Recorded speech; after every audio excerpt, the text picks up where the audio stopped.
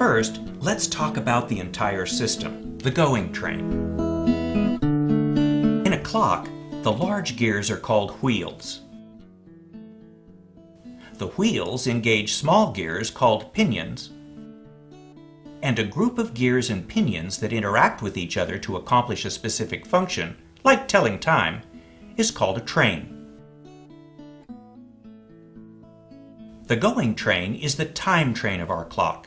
It's called the going train because this part of a clock must operate or go continuously if the clock is to accurately keep time. Clocks may have more than one train.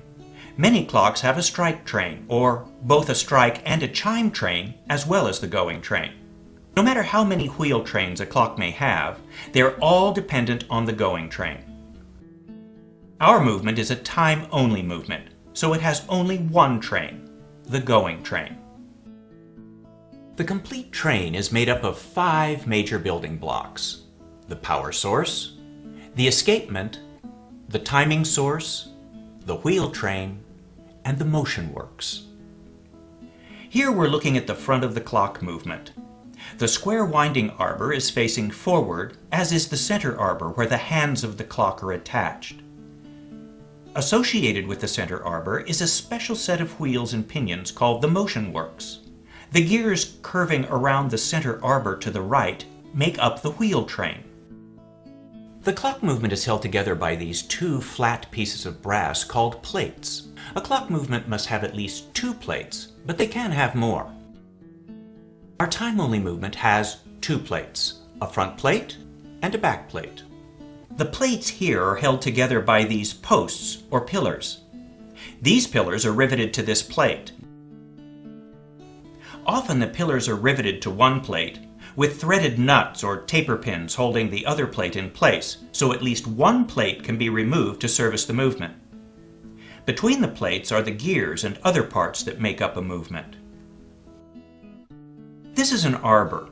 Arbors support things that rotate, like pinions and wheels. This short section, with a smaller diameter, is a pivot. It slips into this bushing hole here, and together they make up a low-friction bearing that allows the arbor to rotate freely between the plates. This is a wheel in clock speak. It's usually made of brass. Generally, wheels have 20 or more teeth. This is a cut pinion, usually made of steel. These teeth are called leaves in clock speak. Pinions usually have fewer than 20 leaves. Cut pinions are difficult to repair.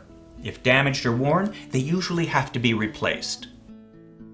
This is a lantern pinion. These are common in most American kitchen and mantel clocks. Notice the hardened steel wires taking the place of the leaves. Lantern pinions are inexpensive to make, and they have less friction than a cut pinion of the same number of leaves. An 8-wire lantern pinion is equal to a 10-leaf cut pinion. They're easy to repair, too. Just replace the wires. The 2 different metals used in clocks is not by accident. Parts that move against one another have significantly less friction if they're made of different metals. Most often you'll find cycloidal gearing in antique clocks. Cycloidal refers to the shape of the wheel and pinion teeth. This is a cycloidal tooth profile. Notice the almost vertical sides, and the tops look somewhat like a Gothic arch. Your thumb is the general shape of a cycloidal gear tooth. This profile only works well when large gears drive small pinions to increase speed, where overall power transfer is very low, and there's lots of backlash or looseness between the wheels and pinions, the exact conditions we find in a clock. This is an involute tooth profile. Notice the sloping sides and the squared off top. This is the profile used in most modern machinery today. In clocks, you'll often find involute gears in the motion works, where a smaller pinion drives a larger gear, and rotational speed is reduced rather than increased. We'll discuss this more in detail when we get to the motion works.